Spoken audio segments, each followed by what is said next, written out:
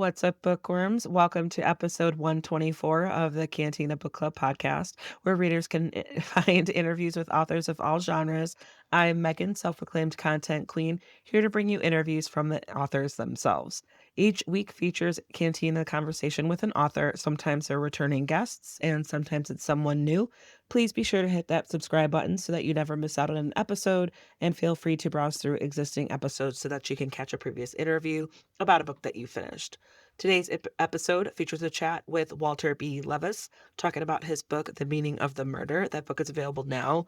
So I was surprisingly, I was pleasantly surprised by this book. I didn't know what to expect, but it's a thriller, it's a psychological suspense, and which I do enjoy, and it's just very well written, and it does tap into the human psyche of it all, if you can imagine by the title, The Meaning of the Murder. And I just really enjoyed chatting with Walter about it, even if I went on a little couple of rants about anything or we got into it. Some spoilers may or may not pop up in these conversations, but the episode is more enjoyable if you've read the book. If you don't know why I have some of certain thoughts about the main character and some choices that were very questionable that he wrote about her, hit pause, add this episode to your playlist, and go pick up a copy of The Meaning of the Murder. This interview will be here when you are ready. Just a heads up that I often use adult language that expresses my feelings toward these authors and their work, whether the characters need to get their shit together or I'm saying what the fuck for making me feel things. Just please be mindful around listening ears. But without further ado, get ready, grab your favorite drink, and here is Walter B. Levis. So today we've got Walter B. Levis. We're talking about The Meaning of Murder. That book is available now. Walter, thank you so much for joining me today. This book was a doozy, character and plot driven, and a lot of messiness. Like the characters were self aware. I really liked learning and meeting them and following their journeys of all this messiness you've got going on. I'm excited to chat a little bit more about it today. Great. Thank you. Thank you for having me. Appreciate being here. Absolutely. So to get started, can you summarize the book so that people can follow along with the conversation? Sure. Let's see. As it says on the back cover, the premise of the book is it's the father of a modern Orthodox Jewish family who works as a bank compliance officer in New York. And he discovers that his bank is funding terrorists in violation of the OFAC laws. So he turns whistleblower. He goes first to his own bosses, and they ignore it because the banks are making a lot of money doing this. All of this actually happened. The book is a work of fiction, but these things did happen. And there was one case in which a compliance officer who did turn whistleblower disappeared. And that's what happens in my novel is he's very torn about this turning whistleblower. His wife is against it. She feels it's dangerous and she feels he's done his part. She's told his bosses and that she should let it go. He feels very torn, partly because of his identity as an American Jew. And he feels that this bank has blood on its hands and that he feels an obligation to do something about it. When he disappears, he leaves behind his wife and three daughters. And the story involves the what happens to those daughters and how they cope with this. And the middle child, much to the family's surprise, she takes her Ivy League degree, and instead of becoming a lawyer like everyone expected, she becomes a police officer and eventually becomes a detective. And she's actually quite obsessed with trying to understand what happened to her father because it's a cold case, which is what happens if a no body, no murder. So he's been missing all these years. And she's trying to understand what happens. And eventually she meets somebody who does know what happened to her father. And the book is an exploration of both this sort of family drama and this question of her trying to solve this crime. So that's a sort of a synopsis of the plot, so to speak. Could say just one other piece Yeah. about it right at the head of this, at the top of this idea, is that it's very much a sort of a hybrid family drama crime story. Frankly, that made it difficult to get it published in some ways because it's pushing the boundaries of the police procedural kind of a book. I have Sure. a background in as a reporter in the police world and Yeah. also as an auxiliary police officer in the NYPD. But I was interested and I remain really most fascinated by crime novels because I believe they can be a kind of lens for moral inquiry. That a crime is really a kind of the way I sometimes like to describe it, it's a sort of a rupture of the human soul and it really ripples outward. And Touch on that. Like this when I say it's like a plot driven but also character driven, it's you I could tell that you really dug a little deeper with the character personalities and the psychoanalyzing.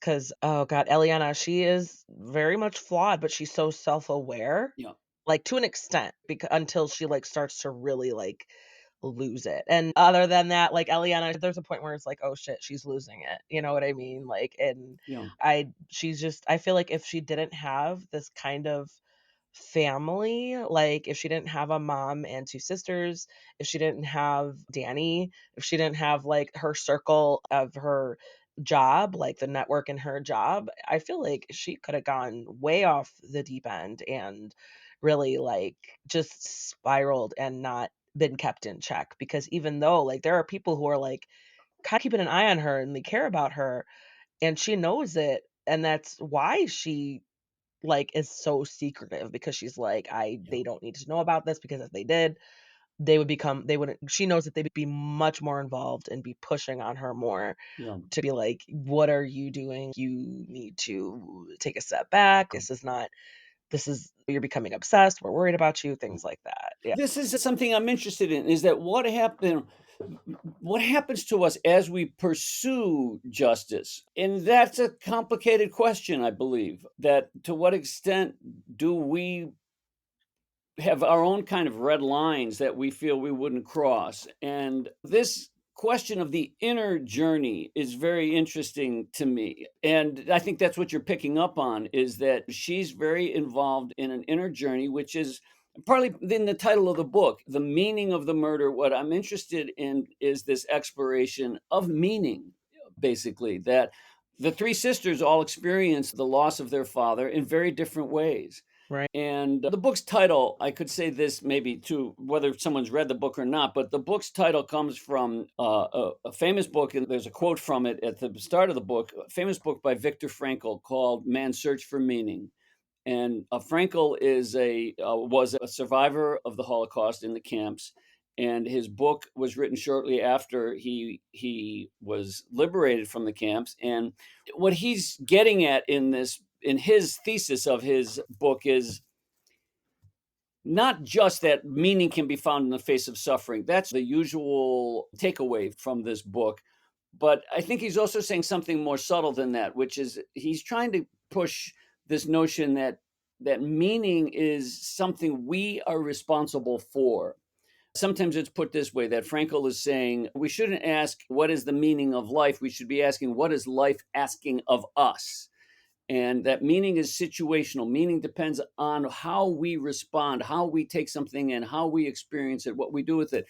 And that question really interests me in many levels. And this is a sort of extreme version of looking at that because each of the sisters is struggling to make meaning of what happens. And how you experience the meaning of something is very inward. It involves a lot of interiority. So that's partly what interests me about the genre as a whole is that I believe many police books they tell the story of what happens and they're more of a puzzle kind of a book. Listen, I admire those kind of books too. I'm not trying to disrespect those wonderful authors who are writing strictly right in the genre.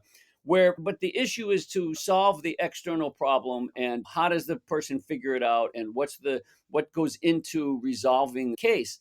And what I was interested in here is more of an inner journey that what happens as you are pursuing your passion for justice, and that's a more internal question. Yeah, absolutely. Piggyback off of that, because you have multiple points of view in this story, and Savoyan, if I'm pronouncing that right, Yeah, that when you mentioned storytelling and like kind of the crime fiction aspect, detective, procedural, things like that, it's there's a way to tell the story where the reader doesn't know, so they're following along with the sleuth, or the reader does know and they're watching the story, watching the character figure it out and find out, like outside, like fourth wall, like Right. so I feel like there's just multiple ways to tell the story in the same genre. And so picking up on that, and it's like there are authors who decide to do it one way and then you decided to do it another way because Savoy, it becomes clear, I wouldn't say early on, but like we know, like, oh, he's is he the guy? He's the guy. Because we got the prostitute who's that's her point of contact early on. And that's why she gets this lead. And she's like, oh, one of my Johns or whatever. And then we meet the John and we're like, wait, so what actually happened? So, like, even with my personal reading experience, and I take notes and everything, and I'm like and it's funny to, like, review my notes, and I'm like, "Oh, I was totally off base. I was totally wrong." I was like and then they come unhinged, and then they get regulated a little bit. So you could swear too, just an FYI. Yeah, yeah, yeah, So yeah, where I'm like, "Wait, what the fuck?" Like, in my yeah. notes, and because I like tracking my emotions and my reactions that way. But yeah, it's fun to see that as a reader for myself, like, to be like, this Savoyan character, and it's like, okay, I know something, or maybe it's like you blended that a little bit. Like You the know, reader knows it or the reader's finding it out with her, but then we see the point of view that Eliana doesn't see. I so appreciate what you're saying. One of the most satisfying reviews that I've gotten is a critic who said this is a book for connoisseurs of the genre. And I took great satisfaction in that because if you're someone who loves crime fiction, great. The crime fiction genre. There's like a gazillion books out there, but the idea that this critic picked up on the subtleties that I was going for, that was a very satisfying compliment, connoisseur of the genre, because what I am trying to explore is also how violence and crime is itself a complicated category when you're talking about terrorism. Remember, the overall context of this book is that this bank is funding terrorism. And Yeah. terrorism, and terrorism is a really complicated kind of political violence. It's political violence that differs from war, and it's also involves criminal acts that differ from normal crime. So that intersection, that blurring of the boundaries, is very much what interested me. It made the research for this book just fascinating. My background is in journalism, so I love research. That's partly what I always have Yeah. loved about research. And it's incredible what people will open up and talk about if you establish the sort of trust. And some of these are old relationships and people who know people, but both military folks, law enforcement folks, I had people in counterterrorism experts, and they were open to talking about their experiences and their feelings on these questions. And none of the characters are based on an individual person. Every fictional creation, in my view, actually this is true always, but writers would argue about it, but is a composite of a million things, the people, things you've read. It's a composite, and that's the craft of putting together all these thoughts and impressions and creating a hopefully a believable and memorable character. But that that that question of the complexity of violence is itself a very important subject that I'm very preoccupied with. That look at what's going on in our society, the amount of violence and the kind of violence that we have. And We were desensitized well, almost. it's very troubling, and there's an idea that I don't think is really totally present in my book. Maybe it is at some level, but that aggression and violence is to the 21st century as sexuality was to the 19th century. That the Mm, Victorian era involved all of this sort of repression of sexual impulses and that here we are now really struggling to recognize just what violent creatures we are, how much we are all capable of violence, the role of aggression in our lives. These are some of the philosophical issues that I was very interested in trying to get at by telling this story. yeah, and then it's like through okay, so I kind of piggybacking off of that topic, your background, your professional and even personal experiences, was there anything that kind of like really helped you in approaching this story? And just like skills that maybe you didn't expect to like transfer over, stuff like that? Yeah, let's see how what's the best way to answer that about I sure. I graduated from the Medill School of Journalism in way back when in like 1990-ish. And what I took away what I took away from journalism is that it's essentially about going out into the world to ask questions. In fact, I had one professor who say that to be a good journalist, you need to be able to go up to total strangers and ask them questions. Audacity. Yeah, and hopefully they're good questions and they're interesting, and honestly, part of what drove me away from journalism, I Mm, still remember the day when I said, "I don't know that I wanna keep doing this." I had an assignment, there had been a terrible what they call MVA with fatalities, a motor vehicle accident fatalities, and my editor wanted me to go out and talk to the mom who had just lost her kid in a car accident, and I partly felt like, I don't. This is. I know what she's going to say. She feels she's devastated, but it was like a pro forma kind of an interview that I hated doing.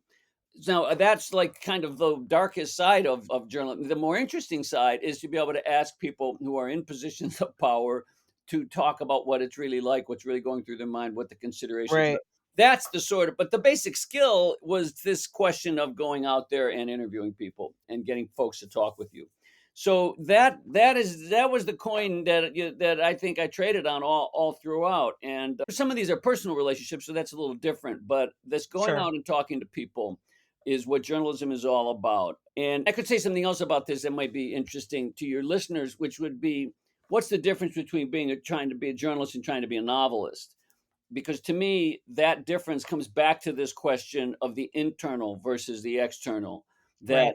that a journalist is very focused on the external situation, and that as a novelist, I can explore the inner life more directly by really Kind of trying to like say what it's like. little bit more creative freedom, right? Like, and also piggybacking off of that, the research, because I love asking authors about research because I feel like it's so easy for you to fall down rabbit holes and get sucked in, even one particular thing that you need clarification on. And then, like, I've spoken to authors who are like, I got sucked down a rabbit hole for 4 hours that made 2 sentences in the book. So I kind of want to explore that with you and maybe anything surprising that you learned.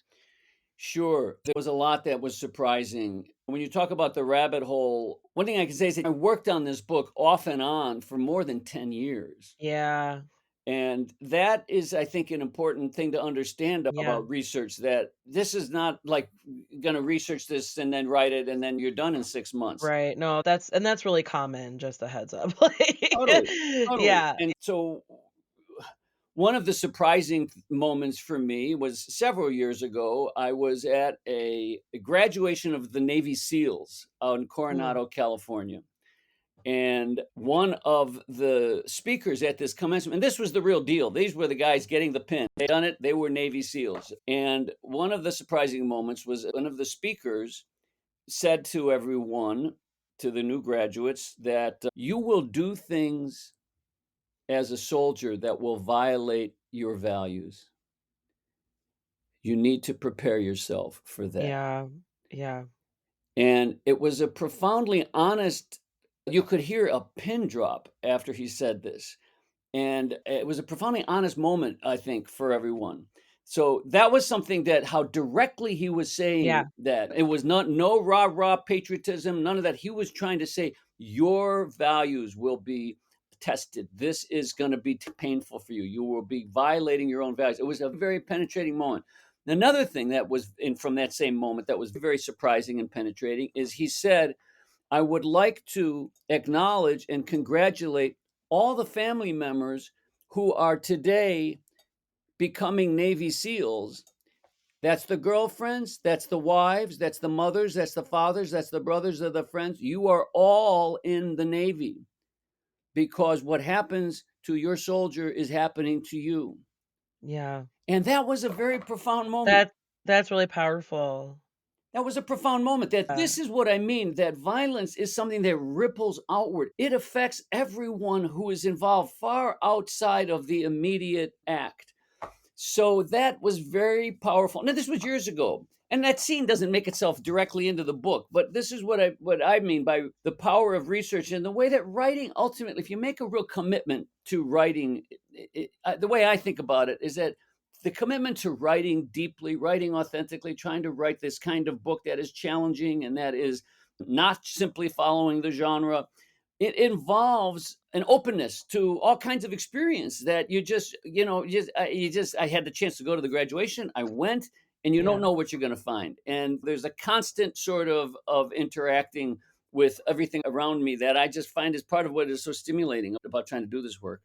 Yeah, because like, you got, like, insight into that reality because absolutely, it was just 'cause I'm not familiar with that, I'm not, like, involved in any, like, military family or anything like Sure. that, but I have, like, a respect and understanding, and also understanding that I don't know everything. You know what I mean? So I'm so open-minded where I'm like, I don't know the half of it.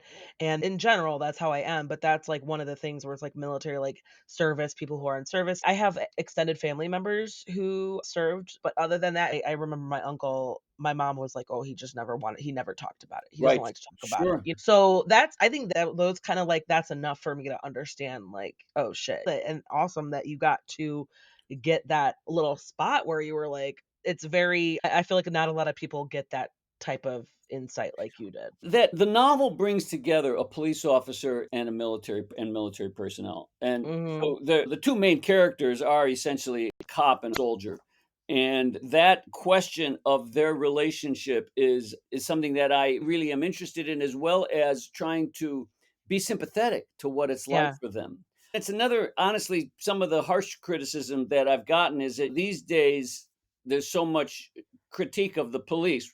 Many of most a lot of it justified. I'm not trying to be an apologist for every bad Sure. cop out there at all. The problems of policing are real, but to just simplify it, like saying the police are the problem, is a gross oversimplification and distortion to me. Same thing with the military world. That I am trying to understand what their experience is like, and in many ways, the price they pay for the role that they Yeah. have.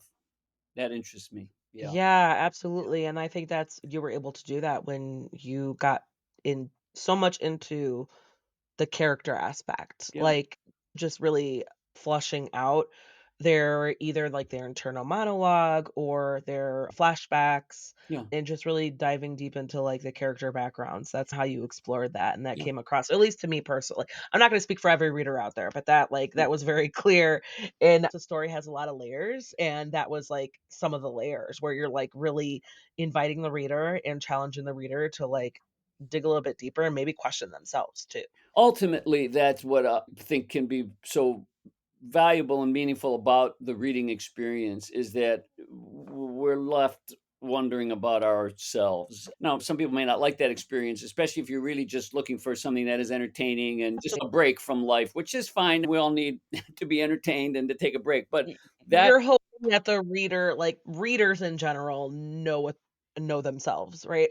you want to think this is not my idea either. At the start of my book, I do quote this very famous line of Franz Mm, Kafka's, let me see if I can find it real quick, which is he basically says, "A book must be the axe for the frozen sea within us." And that's a yeah, famous quote from Franz Kafka. I like this kind of experience or with writing a book is challenging of our assumptions about violence, about love, about the nature of attachment, and this thing that you're picking up on with the interior journey is part of my focus. It amazes me that, for example, I've talked to cops who there are some cops who feel very sure of the meaning of their work that they are serving, they're protecting, they're all in, they believe in it, they're idealistic. And I've spoken to other cops who are absolutely cynical about yeah, the work. That yeah. the job is crazy, the world is phony and cruel and corrupt, and the same job, two different people. What's the difference is their inner experience. Yes. And that applies to Kind all of of us all how the time. We all have this inner life. absolutely. It just reminds me of what you said earlier or in referring to the title, it's like it's up to us like, the meaning is on based on the person.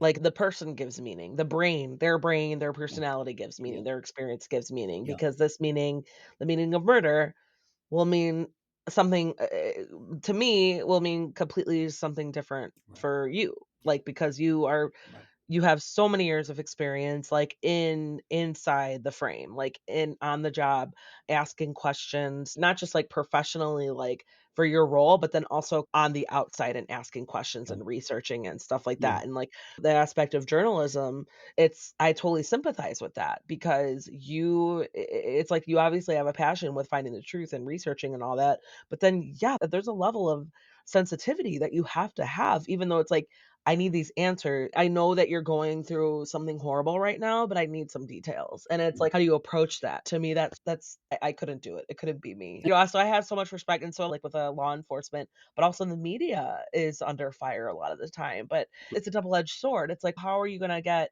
the information? How is the word gonna spread? How is the truth gonna spread? But then it's again the meaning, how they choose to present that information Right. and what do and it just reminds me of so many, like, just aspects, not just in storytelling, but in real life too. It's like yeah. What you're saying touches on I have so appreciated the people who have read this book and enjoyed it because that they those readers are the ones who are seeking that inner experience. And I really appreciate that because we're, especially now, as you said, with social media and everything, we're inundated with messages. We're Mm, inundated with meanings that are trying to compete for our attention. So, how do we sort this out? How do we? So, to sit down with a book that is going to take you on a journey that involves the inner life I really have appreciated, like you say, folks who are open to doing that and are interested in that. And I do, there does seem to be a small number of us out there. Hopefully, we're still in the game. There's something else that I would like to say, though, about trying to understand my experience as a writer of yeah. writing this book. The seed for all of this goes back to 9/11. I was in New York City on 9/11. My daughter was about 2.5 years old. And what I most remember was I was in the Bronx, so I'm far enough away from ground zero that I don't feel danger, I don't feel any danger, but it was not I could still smell Yes. the smell was in the air, and at one moment, I was out in this little playground with my little baby girl, and, I had this overwhelming feeling of wanting to protect her, Ugh, and I had holy shit. Like, like, moments before you realize what was happening? no, this was Like after I knew. No, by this point, we knew we were under attack. okay, okay, And I okay. could smell the destruction down there, and I had been shielding her from the headlines. I didn't wanna have the news on. She was a little girl, she's like Yeah. really, she was, when in 2011, she was 2.5 years old, so but what I'm trying to bring out is how I had that sense of all I can do is try to help keep her safe. At that point, I wasn't an auxiliary police officer. I didn't have a uniform. I couldn't help any other way. And Mm, but that desire to and I was that desire to help was an overwhelming feeling. because you're like you have that personal experience where you it's you obligated because, like, you have that knowledge Well, and that experience. I was reminded of how in that moment by this point we know we're under attack, and in fact at that time the Air Force jets were circling New York. Yeah. And every once in a while, they would circle around, and I was a naive American in the sense that it was like, "This doesn't happen here." I really was in that Yeah, category of just it never just the idea that this could happen here was really foreign to me. I'm not right. proud of that, but there it is. I really was in that I was 14 when it happened, and I was so ignorant. I was why is this such a big deal?" And my dad was like, "Are you kidding me?" yeah. Everybody's experience, like, it's, "Oh, where were you when that happened?" And everybody knows. Everybody can recall that exact moment. Yeah, yeah. And I was reminded of my father who did serve in World War II, that he volunteered to be a paratrooper because he wanted to be those people who could go behind enemy lines. He wanted to be as Mm, engaged as possible in the fight against Nazism. And well, a loose cannon. I had Or, like, he's brave, but also he's, "No, let's go." he had that impulse, and I could identify that in that Yeah, moment. yeah. What do we do? We're under attack. How do we deal with this? What's going to happen? All I had in this image of my little baby girl and the love I felt for her was so overwhelming in that moment. So in some ways, that was the seed of this, is that I was trying to get at this question of both the family, the most personal aspect of experiencing the reality of political violence, and the larger external questions of like what how does this happen? Because the book Yes. is very much an exploration of some of the machinations of the war against terror, It is of because how you it kind of works. what I thought was really interesting, it was like in the bigger picture, it was what Judaism versus Islam, and it was Savoyan. He was like he if he like you could see his internal struggle because he's truly, like, morally gray, right? Like, what like, people throw around that term, but I feel like, no, he is a very good example of what that means because he is not feeling great. Like, he does have a moral compass, but he lives with it, Yeah, knowing what he has to do and knowing what his job entails, and I feel like he's just living with this guilt, and once Eliana realizes that, she's like, "Yeah, that moment, what you did, that makes you that's changed you, that makes you who you are, like, yeah, then I deserve answers because of that." And it yeah, was just like to me, that's fascinating because it is, like, the bigger picture. It's a very personal story for these characters, yeah, but it ripples, and the bigger picture is these 2 entities, these 2 parties, yeah. and how these, radicalized groups feel like what they need to do, and then these characters who get caught in it. Yeah, yeah, and I wanna clarify, I'm not in any way trying to suggest Judaism versus Yeah, I'm not in any way trying to suggest that, but both of these characters are very involved with their faiths. yeah, And Eliana grew up in an Orthodox Jewish family, and she leaves that, and then there's a sense of what that meaning is now to her. yeah, The similar dynamic with the Islamic soldier, he has left the faith, but is still struggling to maintain the meaning of the faith. That ambiguity, which again is a large philosophical question that some readers may find overwhelming, that's the sort of intensity that I'm going after with this book. I'm a Jewish American and I own that, and that's complicated. It's a complicated identity. I think all of yeah. us have these complicated identities. If we dig in there enough, nothing is simple. And that sort of conviction that nothing is simple, if we look hard enough at our own identities, is partly what the book is trying to get at. And that we play this out. There's no safe place on this. You have got to go forward and live your life as someone, as something. So how are you going to do that? I could tell, like, for you as a storyteller that you weren't biased. I I could tell, appreciate like, that. through Savoyan's story, you were like, "No, like, I get it." Like, because you could very well have been born following a different religion. But this is And yeah. yeah, and, like, I could tell that it came across in the This is to me one of the fundamental questions is that how much are we all in this together? And when it comes how much more productive would society be if we asked ourselves that question? and I was trying to take seriously. Listen, I had a chance to interview people who have themselves had to deal with and commit acts of real violence. And they talked to me about what it was like, and I had great respect for the price they've paid for that. And there's a question of you seem like a very nice person. If I put you in a certain kind of extreme conditions, what are you capable of?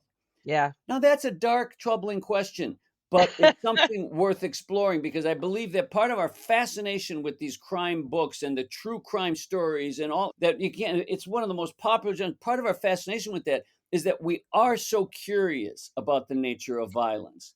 And I'm trying to suggest that the nature of violence is something that we can in fact wrestle with and try to not necessarily master, but we can try to acknowledge its reality. And that's what this book is very much trying to do, is trying to say that we have this love and this attachment for each other and we have this capacity to really hurt each other, and those two things coexist. Absolutely. Yeah, it's so crazy. It's like the extremes, right? Amongst the spectrum, there's multiple spectrums that humanity is capable of on one end and on the other end. And you're right.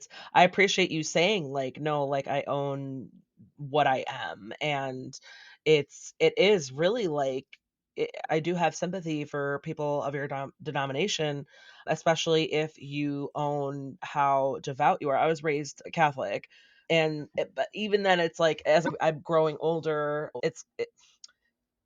without getting too maybe getting a little bit deep into it, I learn things and my world expands and my knowledge expands. It's just I realize how hard it is to reconcile with, I think, institutionalized religion in general. And like every individual, what religion means to you, what spirituality means to you, I can respect it on to an extent. But like just the more I learn about the powers that be and the heads of these institutions, and also how people use basing their outlook on the world and how they feel like, oh, they have a right to impose that outlook based on certain notions. And also, I'm not thrilled that Catholicism and Christianity in general is based on the patriarchy. And it's just like, oh no, the basis is the man, like the umbrella. I saw that diagram and I just remember I was like, no, fuck that. Like where it was like God and then the husband, the man, and then the woman falls underneath that, and then the children. And I value my individuality and my independence. And so I'm like, I have just a capacity to be equal as you. Just because you have so for my vulgarity, just because you have a penis does not mean that you automatically make you in charge because you had no control of that. You were not can have not controlled whether you're born a man or a woman, where you're born, your skin color, your race, like your religion, things like that. It's like there's so many things like just oh, you're in charge because you're a man. Like I'm no, fuck that. So No. but the older I get and the more I realize. So that's why I'm like I have 2 little boys, and they're, like, 5 and 8, and I'm, like, fucking terrified because I know they can be, especially with the technology like we spoke about, it's like they could be just as impressionable. And when you're talking about violence and stuff, I try to tell them, like, 'cause it's like video games and they, like, joke around and stuff, and I'm like, "Why are you saying that?" And they're like, "No, we're just joking." I'm like, "Okay, just so you know, that's like, I don't like that you're joking about violence, or you shouldn't joke Yeah. about violence." And, like, it just With it's just so many, like, again, like, the layers and with this kind of philosophical digression that you are having here as part of your experience is very much, I think, in line with what the book is trying to do too. Yeah, The main character, Eliana, is aware of being a female in a dominantly male world yeah. of law enforcement, and that is one of the major subtexts that she's working on. She's concerned about losing touch with her sensitivity, and I think this is part of the dilemma we all face, that when it comes to aggression, there's a time and a place for it, and Yep. how do we manage that capacity for that at the same time that we don't want it to overwhelm us? She's very much on that edge. I think there's a gender piece to this. There's all of these sort of stereotypes. There's this sort of structural component of these institutions. She's struggling with the institution of the law enforcement process. She needs to go outside of that to do some of the things that she feels she Well, needs it's all to. level of, like, for the gender, it's like, I feel like because other POVs, like, she's attractive and Yeah, she's fit, like, she keeps up with herself, yeah, and she was and you also, like, wrote about differentiated her between her and her siblings, her sisters too, because, oh, unfortunate for her older sister, she, like, has these certain features, and it's like, I feel like, it's speaking to that where society views attractive people, it's like they get a benefit of the doubt, right? Or like they're more interesting or they yeah. might get more attention versus someone who's like less attractive, is a little more easily Yeah, dismissed. well, And even though they might just be as brilliant yeah. as an attractive person, as Eliana. Yeah, and this is a real historical fact that in the sense of a cop who wants to get their detective shield needs to try to get themselves into a position where they can get that shield. And what my character does is she goes to work in the vice unit and she works undercover as a prostitute in order to get that shield, and it's part of her overall strategy for her career, and she's conflicted about it. Listen, the world of the sex worker is a dark place to live in, and she gives herself over to that for a time, Yeah. and that's part of her conflict as well. So this is where hopefully the book is offering a lens into these kinds of complexities, and I appreciate that you really seem to have gotten into some of that. So that's what I'm That's just after. like the reader in me where I don't know, I think my brain's just always working and I always try to just have, and I guess I'm thankful for it and also my effort. It comes naturally into my effort where I try to pick up on those things and try to be aware of those things where, but I'm also aware of the male men are under fire at times too. Like, I try Yeah. so hard to, like, be aware of all that. Yeah. Ultimately, the book is trying to suggest there's something in the human condition that is a challenge for all of us. And that's how to be able to do the things we need to do and always keep our humanity in view. Yeah. Soldiers face that, police officers face that, and ordinary siblings face that with each other. So that complexity is what I'm I'm after. sorry, one thing that, like, just popped into my head, if we're talking about, like, gender and just Eliana is as a character, like, the incident with the cat, it was like that could be arguably, like, gender defying because you know what who are like I guess maybe not, but I feel like, harm to animals is definitely, like, an indication of certain things. You hear Yeah. about it with men a lot, like, or with younger Yeah. kids, like, not a lot of women, and What then when she would did that, I was like I remember in my notes, like, "Oh, she's losing it." Yeah, and Like she is indeed on her way to a nervous breakdown. And so you talk about research. I spent time in the Bedford Corrections Facility for women, and Okay. Oh, I bet that was really it's an eye-opening for interesting you. shattering of stereotypes, and, there's a lot of things to say about it, and I'm not trying to suggest anything simple about having an awareness of female Rage? incarcerated people who are female. Sure. There's nothing simple about it, but my point is that to challenge these stereotypes is what this book Yeah. is very much trying to do, and that's one of my intentions. Yeah, 'Cause that's why I also wanna note that, like, you're a male, a adult male, and writing from the perspective of a younger female, and so I think that's fascinating too, like, how you had to step into yeah, that mindset yeah. and be like but you had the research to back it up because I feel like with a lot of writers who are men, when they write female characters, it's a little easily criticized, but I feel like you have research and experience to back it up, which I appreciate because you were very I could tell you were very mindful of a lot of that in your writing. I appreciate that. There's definitely a sort of a kind of a mindset out there that could feel like men should only write about men, women should only write about women, Asian Americans should only write about Asians, and Jewish Americans. That kind of identity grouping. That's why you have sensitivity readers. That's why you do your research. That's why it's like I like reading all types of genres and I eat books like strawberries. So I read enough where I can compare. I have enough to compare. And when I get the opportunity to speak to people like you, the authors, it's really cool to hear you flesh it out.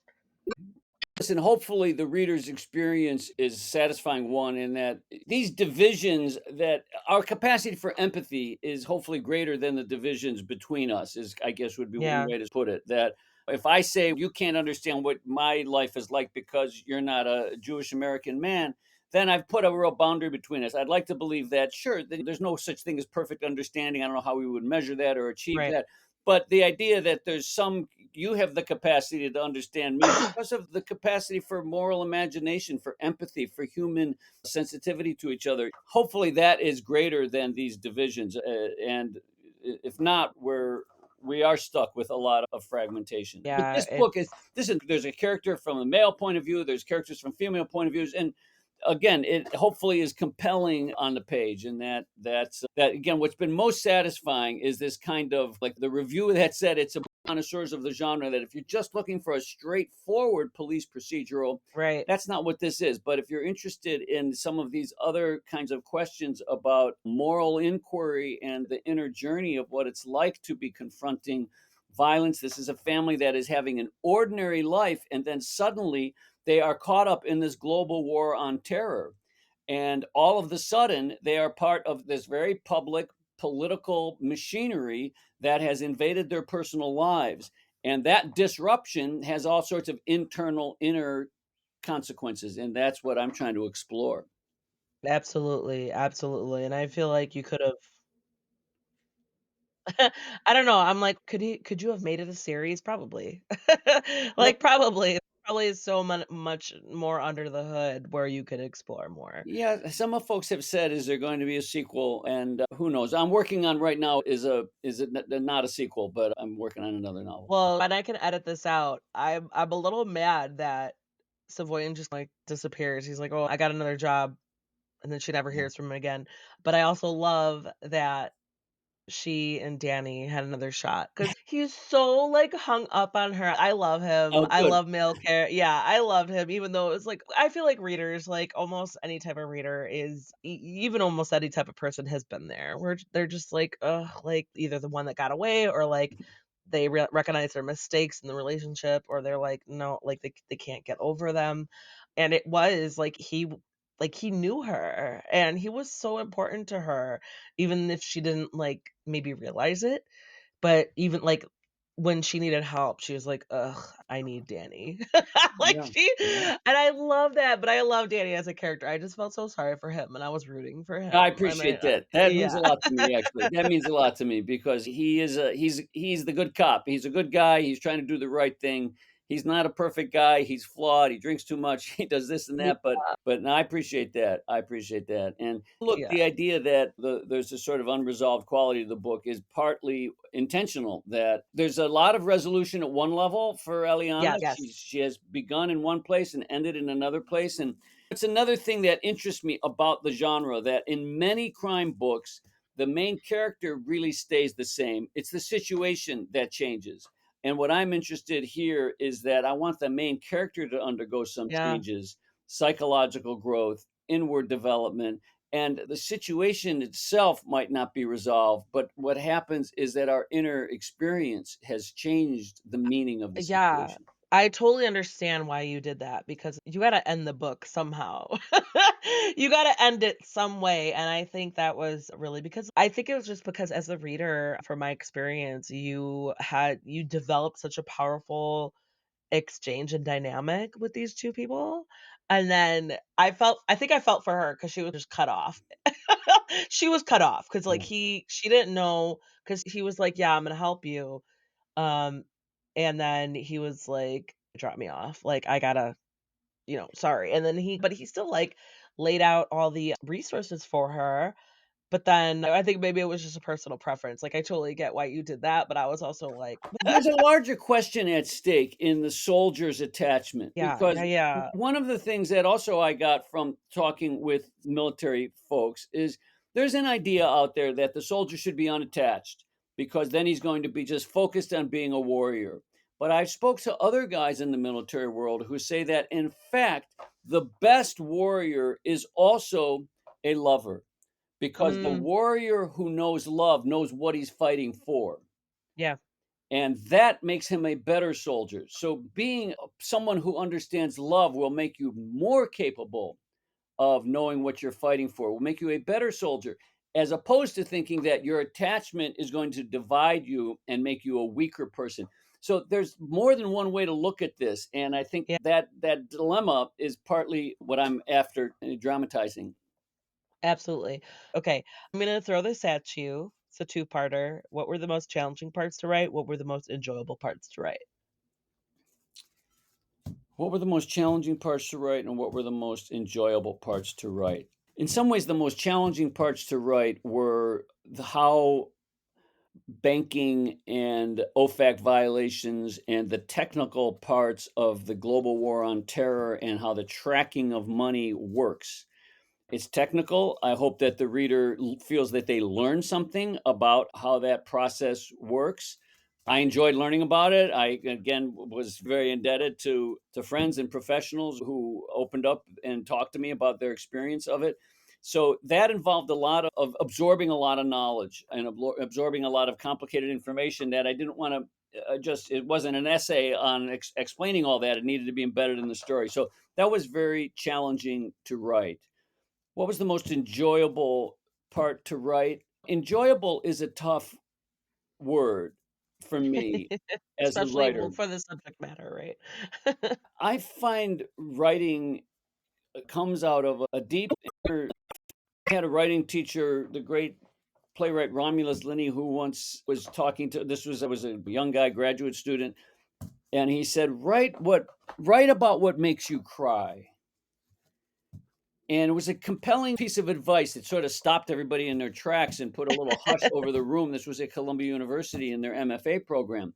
And it was like, "Gee, that doesn't sound like fun." But that's what his advice was, and I identify with that, that the experience of the tenderness and the tension and the darkness is all part of that, right? What makes you cry. It's about finding there is a way in which, for me, writing does involve sort of finding the tight muscle and then rubbing it, the thing. But the interpersonal stuff, this inner journey, these exploration of these ideas, this is was I don't know if I'm gonna say enjoy because it's a funny word, but it there's something very satisfying. In the same way that, listen, you all know the experience of when you do cry, you feel better. Got that quality?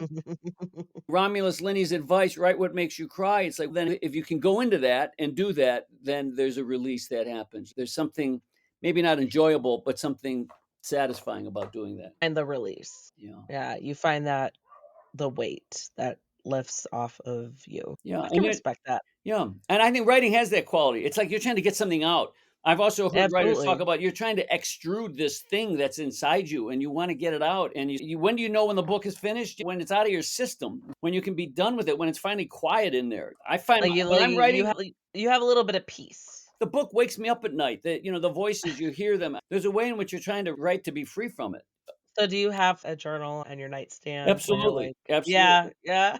Absolutely. Yeah. Yeah, Yeah. I know a lot of writers I've spoken to do that because 'cause they're Yeah. like, "Oh, shit, like, I gotta type that down and then go back to bed." Like, it's Absolutely. yeah, Absolutely. yeah. Yeah. No, I'm in Because that I know too. even me as, like, just a normal person who would never have any ambition to write a book, there are times, especially when I was pregnant, where I had, like, such lucid dreams, and I'm like, "Holy shit," and then if you ask me about it now, I would not remember. So that I feel like dreams are so crazy like that. And I'm very interested in dreams, in the dream life, and how writers can use dreams to help discover what their book is really trying to be about. It's Yeah. something that interests me a lot. And honestly, I don't know you, so I don't want to be presumptuous, but don't give up your. If you read enough, that's a great foundation for writing someday. If that hits you, Some authors I speak to, they ask me like, "Oh, would you ever write a book?" I'm like, "Absolutely not." Because I feel like I just love too many appreciate and am interested in and enjoy a bunch of different fair genres, enough. and I feel like I also hold myself to such a standard Yeah. where I'd be like, I don't even wanna approach it. Listen, we need readers. We need listen. Great readers are just as important as great writers. So I don't. I don't need. You don't need to defend No, yourself that's what in that a sense. lot of Yeah. people have authors I've interviewed has said, like, "No, I appreciate what you do." No, Like, great. where I'm like, "I could take your words A hundred and we could percent. chat about it. I could, like, dive in, we could get into it." A Like, hundred I percent. appreciate that. No, Yeah. I love it. I love it what you're saying about that. 100%. No, it's so true. So true. Yeah, Yeah. Yeah. absolutely. Okay, I'm gonna throw this at you to maybe to add some levity. Who would win in a Hot Wings challenge amongst your characters? And let's maybe we could hone it to Eliana, and maybe let's do it. Charlotte and Liv, Savoyan, and Danny.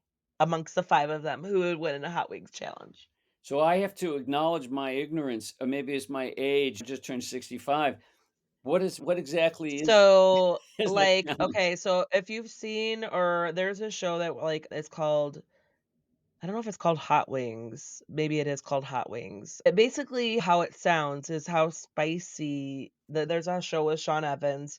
He invites celebrities to and there's 10 sauces and there it goes from level 1 to level 10 and the celebrities he's interviewing them but while they're eating and leveling up spice level. And during the show, watchers, the viewers get the Scoville. We see how spicy it's supposed to be. If when you're talking about spice level 1 to 10 on, like, chicken wings, which of your characters would be able to do, like, the hottest of the hot I get it. versus Now I think I see. other Yeah. characters who would be like, "No." Yeah. No, I think now I think I see. I think I see what the metaphor. The two main characters in this book, Eliana and Savoyan, cop and a soldier, would both be able to stand the tens. They would go for the tens because that's the level of intensity. They are engaged with life at that level. They've seen violence firsthand, they've committed violence firsthand. They also are very torn and conflicted about it. And the intensity of their conflict is also part of who they are. At Yeah, the same time, Danny, who is her ex-husband, is very much trying to maintain a sort of level 5 kind of intensity. He gets it. He comes from a cop family, but he appreciates that too much intensity can be dangerous. And he is trying to maintain, he's very committed to the need for balance, the need for order, the need for structures. So that is real also. And the sisters are also in conflict about this. The youngest sister, who's been the most devastated, she was only 8 years old when her father disappeared and has yeah, suffered mental illness and has been in and out of very challenging relationships in the drug world. She's been burned by having a spice she couldn't handle. You know that it can go too far. This is dangerous, and you can end up damaged. And there's very much the dynamic between the sisters. That's what Eliana is very much trying to save her youngest sister, who has been yeah, traumatized, that burned her. And yeah. the other sister is much more like, give me a 3 or a 4. She's very much trying to manage the danger and the hotness of that trauma by scaling it, by keeping it much further at a distance. She has found a comfortable life. She doesn't want to think about it. And that's not unreasonable either. Like, if it came to, like, level 5 or 6 or 7, she'd be like, Yeah, and and Eliana is wishes she could be a little bit more like her sister. She's aware of the fact that she is struggling to scale it back. And so she's, although she's on one hand, she's critical of her sister who seems to be going for a comfortable life. On the other hand, she recognizes, I want more of that. I want yeah, more of an ordinary life. There's nothing wrong with what my sister is doing. So this right. question of how much spice we want and need in our life, this is itself part of what the book is trying to explore as a sort of a moral and philosophical and existential question, that how much is too much and where do we draw that line and how do we live with that? Like, they yeah, because it's like Eliana and Savoyan, they just take whatever they get. Whereas the other characters, like Danny and the sisters, they recognize her boundaries a little bit better. You know, Absolutely. I feel like Danny would just, like, try to keep up with Eliana and then be like, "Oh, shit." I awesome. love him so much. I love him so I'm much. glad to hear that. That means a lot to me that he's an attractive character to you. I appreciate that. Yeah, absolutely. I think I just have a soft spot for men who are, like, 'cause he's self-aware too, right? And then he's just like, he admitted, like, he can't get over her, and I love that. Yeah, I love a man who's emotionally regulated and self-aware. yeah, That's very attractive. So yeah, that's yeah. why I was No, like, "Oh, Danny, I'm rooting for you." I appreciate that. I appreciate that. It means a lot to me because he's an important character in this whole. He does represent a whole aspect of our lives that is needed, which is that sort of humble. You just go out, you do your job, you stay in your lane, you do what you can, you help the people who are you can help, and you don't let yourself get overly extreme. That's part of But, like, life. I also feel for him because he was like, "Oh, I'm not good enough for her," Yeah, and I was like, maybe it's because of how I feel about him as a character where I like, also hearing that aspect of him was like, "Oh, bro, like, dude." I was like, "It's okay," like, because 'cause I'm maybe I relate to that a little bit because I like to I feel like I'm not dumb, but also, like, my husband, he's an engineer, he's very smart. He pays attention, to a can follow through with a lot of things, but also, my kids, I'm like, "Fuck, they're gonna be smarter than me when they grow up." you're onto something. Danny is intimidated by her. She comes from Yeah, this Jewish intellectual family. She's got an Ivy League degree, yeah, and he's a cop's cop. His it comes from a generation of Irish cops, and he's intimidated by her. At the same time, he has something she needs, which is that he has a capacity for authenticity and an yeah, acceptance of boundaries. And so their exchange is very important to the story as a whole. So I appreciate that there's 2 different kinds of people there interacting. absolutely. Yeah. Absolutely, I love it, and I love that she needed him, Yeah. and I love the part that, he played in her journey, absolutely. Yeah. This book is trying to be a love story as well as, it's not, again, this is not just your typical crime book. Other things in there. Yeah, then that love story between them is important to me, is important to the book, I believe. So, yeah. And no, I agree. Okay, 'cause piggybacking off of that random question, I'll throw this at you. What would Eliana bring to a desert island? What would Savoyan bring to the desert island? What would Danny bring to a desert island? 3 things. What would they bring to a desert island? In a sense,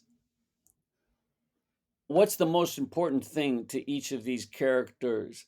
The truth is that Eliana, for all her conflict about her Jewishness, the most important thing to her is this fundamental idea of justice. She might bring the Torah, she might bring a Bible in that sense that her father ultimately decided that he was going to risk becoming a whistleblower because he believed in the moral imperative to Right. do the right thing. And he argues with his wife about that. She's like, "You've done the right thing. You told your bosses." And he's like, "That's not enough." And that he needs to do this for the sake of justice. Eliana might bring that because she's carrying that deep inside of her. Reminder just to have something And to. honestly, Savoyan might be bringing the Quran because he is Yeah. also very much trying to resolve the wound of the Islamic faith that his father struggled with. This is where the book's complexity does involve this Yeah. generational drama here. Just to get into the book itself, the main character Savoyan was born in Iran, and he came to this country when he was 8 years old. And part of what happened to his family was a betrayal of what true Islam is supposed to be about. So both of them are very much trying to hold together the truth about their faith, which the pursuit of justice, the pursuit of peace. They're not really trying to be at war with each other. And Danny might bring his police shield. He might bring his shield and ID, or maybe even his shield and ID and his Glock 19. That he is a cop. He's a cop's He's cop, gonna bring Ileana too.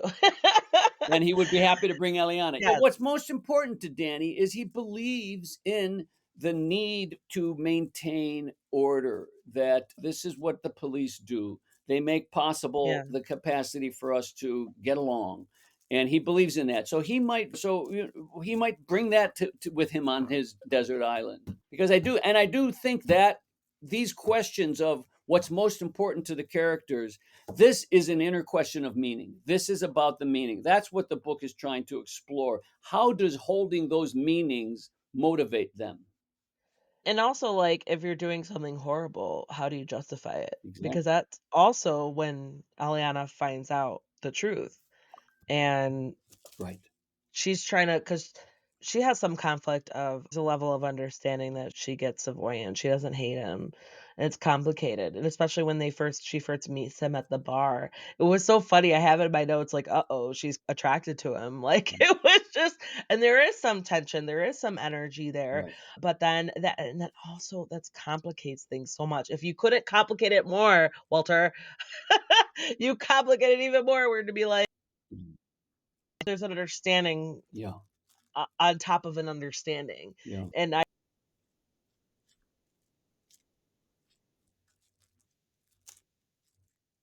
Yeah. she's trying to accomplish what she set out to do. I appreciate that you're getting that complexity. Hopefully, that is where the sort of poetry lies, so to speak, in the sense of what I'm going for. Not that I've necessarily achieved it perfectly by calling it poetry. I don't mean to suggest that I've that I've done it all the way through perfectly. But the intention is to make the capacity for complexity and the wonder enlivening. That this is partly what gives us that the human spirit is incredible because it can't be pinned down in any simple fixed way. Right.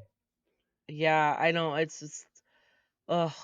I feel like we could go on it forever because there's so many layers and it's so complex and it's and you I imagine the challenge of, like, you trying to address a lot of things in what, like, so many words, so many pages, and like, to complete this story, but, like, piggybacking off of what we were discussing earlier, I feel like you could definitely go off on it, or I feel like I would totally read Savoyan's story, Ah, great. even if it was just on him. Yeah. I would totally read just because I love Danny, I would totally read, like, even if it was a novella about him. I have had and there's some movie people who've stepped up and thought you could maybe, or Netflix series, or somebody talked about it. It's the true crime, what's it called? The True Detective. There's a series called True Detective. Yeah. What I hope is behind that desire is that the characters have become vivid enough that you wonder about them beyond the circumstances, which again is what I would say distinguishes the book from the more usual police procedural genre where when the case is solved, the book ends. Yeah, And you could want to read a sequel because you want to see him solve another case or see the next case, but it's the solving of the puzzle. But hopefully, yeah. here, what resonates is not so much the solving of the puzzle, but the question of what happens to these people and who are the people. That's where my interest in the inner That's so journey sad. comes from. Yeah, that's where people I've read some crime fiction and suspense authors who they write 3 or 4 books based on 1 detective, 1 police officer, 1 person, amateur sleuth, because they are, "Okay, now it's another case, now it's another case," and that's what the book focuses on. So I feel like you could totally, and my opinion, you should do that because you have the experience, you have the knowledge, you have the research, you have the connections to explore where Eliana's or Savoyan's or even Danny's stories might go. Yeah, I yeah, think that's like you could build that universe, so to speak, yeah. and I imagine you would have so much fun with it.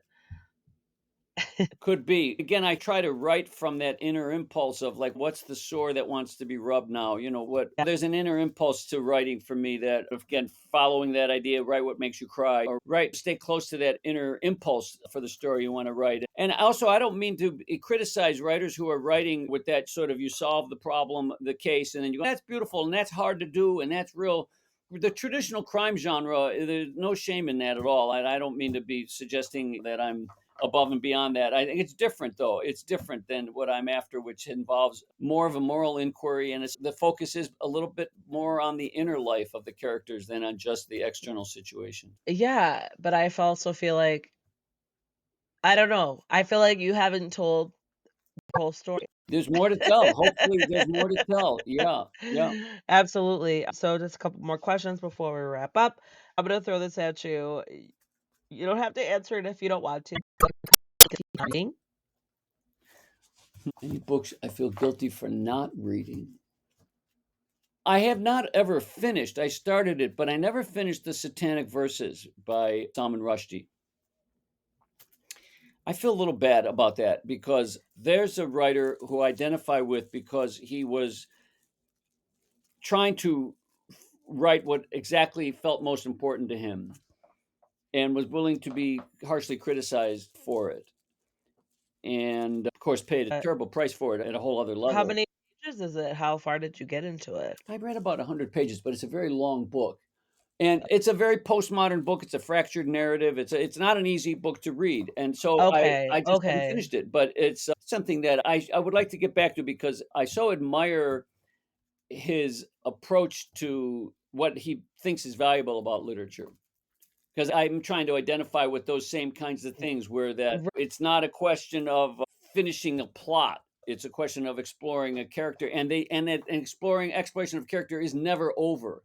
And hopefully, a character does live beyond the story, so that you wonder about the character long after you have finished the book. That's They don't leave you alone yeah, sometimes. and that would be that if you feel like you've totally exhausted the character, you've probably written a different kind of book than the sort of complexity that I think Salman Rushdie was going for. And I just admire what the price he paid for what he's done. So now that you mentioned, I should make time to go back and finish that book. It's a little subtle reminder, put it back in your brain. Yeah, yeah. Okay, so Walter B. Levis, are you working on anything? What's next for you that you could talk about? I am. I'm working on a novel right now. Also, everything is a revision of something else in my experience. I've been writing for so many years and I just write steadily. I like to say I write the way people go to the gym. You get up, you do it, you write a couple pages a day and you keep going, you keep going. I've published, I don't know, what, 30, 40 short stories and short pieces and one other novel. And this was my second novel. So the book I'm working on now it does involve going back over some things. It's a story about a Jewish restaurant owner falls in love with his newly hired administrative assistant, who's a African American woman, and their interracial relationship becomes very challenging when one of her old boyfriends is released early from prison and wants to get back together with her. So Mm. the story is very much a love story. It's not a crime novel per I'm se. sorry, I love that messiness. I Yeah, love but it. it's again, it involves this kind of messiness, this sort of complexity. And I did some work with the New York City Department of Probation and spent a fair amount of time doing things in the prison system, writing about it, writing about overcrowded prisons. The book is very much trying to explore some of these same kinds of themes that it's like, how is it that we look at each other, that we understand each other? What are the cultural factors that come into it? How do we break down those stereotypes? And so the book has got some of the same goals of exploring an inner journey that this current. I love that you're exploring that. I love that someone who you have grown up as, like, a straight, white, Jewish person are exploring so many of those relationships and dynamics. I love that Yeah. because you definitely you like I said before, you didn't, have any specific kind of, like, a bias or it didn't come across in your writing, and I love that you're exploring other, dynamics that you're not familiar with. Yeah, I the biographical piece of this is I had an interracial relationship at one point, and I grew up in a very You learned a lot of things, I bet, yeah, an from integra and I from that relationship, yeah. and I've been interested in these the tensions and questions around race, and this is a story about a black woman and a Jewish man, and there's but again, it's a work of fiction. Everything is a composite of different people that I've talked to, known, lived, and this kind of a thing. But that's the current book I'm working on. Perfect. Oh, It's ugh. called right now. It's called I A Mad and Scary Love. 'Cause I'm gonna have to keep an eye on it Thank you. because that's really interesting, and I also, after reading, I'm familiar and comfortable with your work. Where can we find you online and on social media? If you put Walter B. Levis in, it should pop right up. I have a website that I try to keep very updated, and there are links there to a bunch of my short stories and some essays, and you can click and link it to buy the novel there and all kinds of stuff like that. A lot of other interviews, podcasts, different things that I've done. So trying to keep Like your that up there. articles and where you've been featured in other works Absolutely. and stuff like that? Yep. Oh, I'm gonna have to just bookmark a lot of things because I think that's so cool that you I love talking to authors who are like fall into your experience where they're like they've written articles and stuff like that and then they decided to like no let's write a novel, fiction versus nonfiction. Yeah. I love reading That authors. that question of fiction, Writer's Digest asked me to write a piece on the transition from being a crime reporter to writing crime fiction. So that is on my website because that I think there is an interest in that idea. Like, what is it to write nonfiction? What is it to write fiction? And so there's a piece that I Perfect. wrote for Writer's Digest that's on there that is exactly Can you give it like a little insight into that if I were to ask you a question like what was it like moving from nonfiction to fiction? you but right now, sure, I could tell you a little bit about that. It involves being more interested in the inner life than the outer experience at some level. Like part of the key moment that this happened to me, I was in Chicago working as a journalist, and I was interviewing the then mayor of Chicago, was Richard M. Daley, who came from a very Yeah. famous. Oh So you, god. you're a Chicago person. So I was at Yep. the time I was working for the Chicago Lawyer magazine, and the new Richard Daley had just brought in a team of lawyers to work as city attorneys. And it was a dramatic departure in his approach to crime and his approach to the legal team. He brought in all these Ivy League lawyers, and it was a whole different sort of approach. And everybody was wondering what's going on here and it's Right, speculating right. as if he had. I'm wondering that as you're telling me this, like, wait, why? Like One theory is that he was trying to distance himself from the famous machine politics of his father by bringing in a kind of whole different squeaky clean sort of people who didn't even necessarily all grow up in Chicago, just a whole different sort of. So I was sent there to do this interview with the mayor about his new legal team. And I was just there as a journalist, and everything is straightforward as journalism. But what was going on in that interview fascinated me because the mayor of Chicago was chewing gum, and he would take a piece of gum, chew it, and then shortly after chewing it for a while, he would take it out of his mouth, wrap it up, and put in another piece. And it was a fascinating, bizarre. oh, you were interviewing him Yeah, like during yeah. And of course, this is before the internet and before this was just all in print journalism. And it was fascinating to me about what's going on with this chewing the gum thing. And it was not did you ask him? obnoxious. Like It was tasteful. It wasn't rude. He was just discreetly. And I think he's got a bad taste in his mouth. Is there something going on here? Is he, who knows?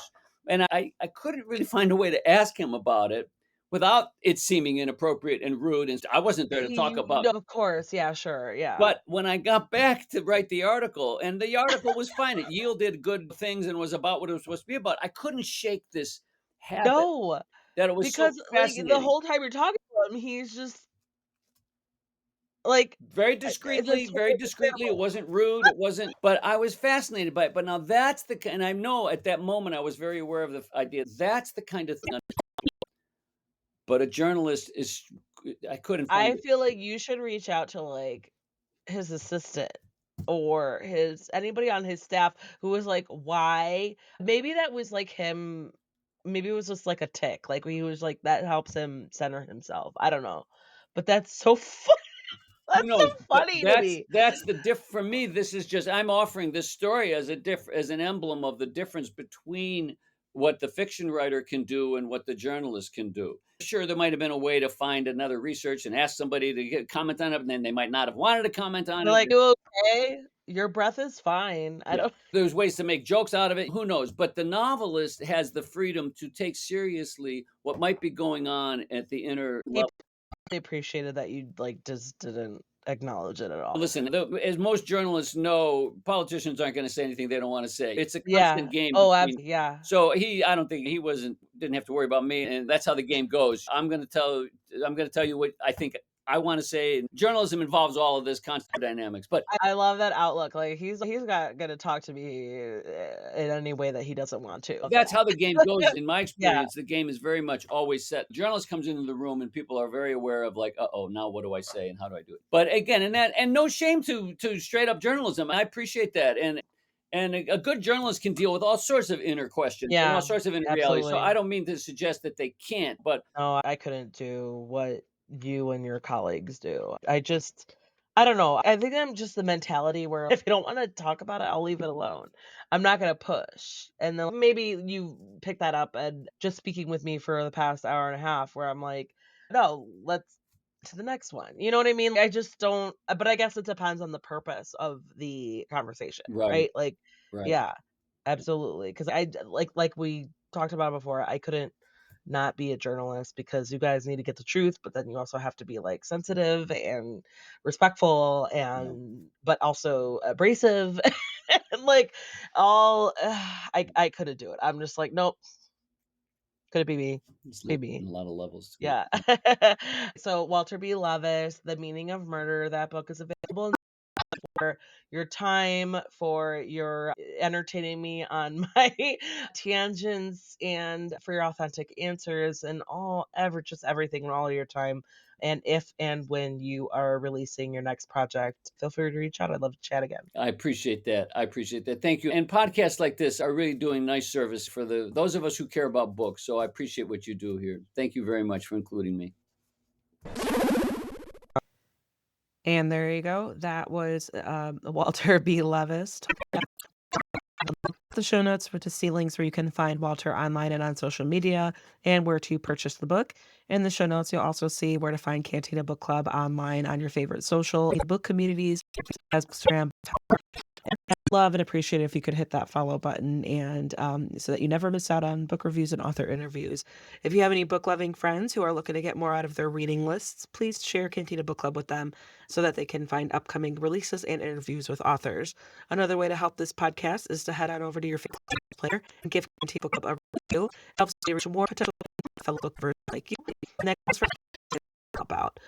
If you need book recommendations, you can reach out to me. I'm always looking forward to recommending books based on your particular favorite genre or your reading mood. Or you can head on over to cantinabookclub.com to read more in depth book reviews of all types of genres. While you're at it, you can subscribe by entering your email on the website so that you can get new reviews and episode posts delivered directly to your inbox.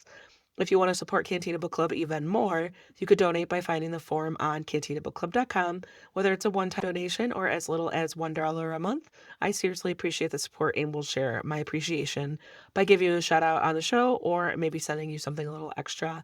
And finally, one of the best ways that you could help authors promote their works is to head on over to Amazon, Goodreads, Storygraph, or wherever that you look for book recommendations and give the title that you've read a rating and review, and it helps out almost as much as actually purchasing the book or promoting it on social media. Thanks so much for listening, and see you next time. Cheers.